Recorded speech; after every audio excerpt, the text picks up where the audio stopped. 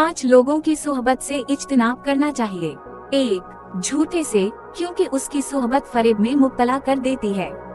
2 बेवकूफ से, क्योंकि जिस कदर वो तुम्हारा फायदा चाहेगा उसी कदर नुकसान पहुंचेगा। 3 कंजूस से, क्योंकि उसकी सोहबत से बेहतरीन वक्त जाया हो जाएगा। 4 बुज़दिल से, क्योंकि ये वक्त पड़ने पर साथ छोड़ देता है। 5 फासिक से, क्योंकि ये एक नवाले की खातिर किनारा कश होकर मुसीबत में मुब्तला कर देता है। बुरे लोगों की सोहबत इंसान को नेक लोगों से दूर कर देती है।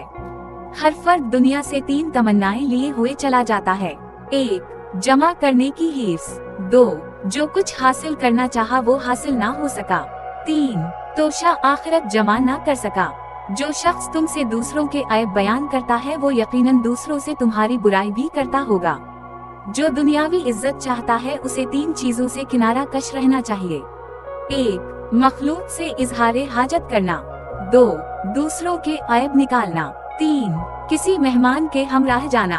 3 काम बहुत मुश्किल हैं। 1 मुफलसी में सखावत। 2 खौफ में सदाकत। 3 खलवत में तकवा। मरीज़े कल्ब की 4 अलामतें हैं। 1 इबादत में लज़्ज़त का ना होना। 2 खुदा से खौफजदा ना होना।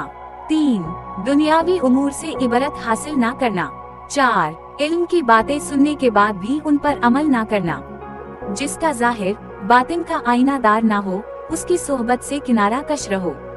पूरे दिन गलत रास्ते से बचना पूरी रात की नमाजों से बेहतर है। हैरत है ऐसे लोगों पर जो बीमारी के डर से खाना तो छोड़ देते हैं लेकिन आखिरत के खौफ से गुनाह करना नहीं छोड़ते।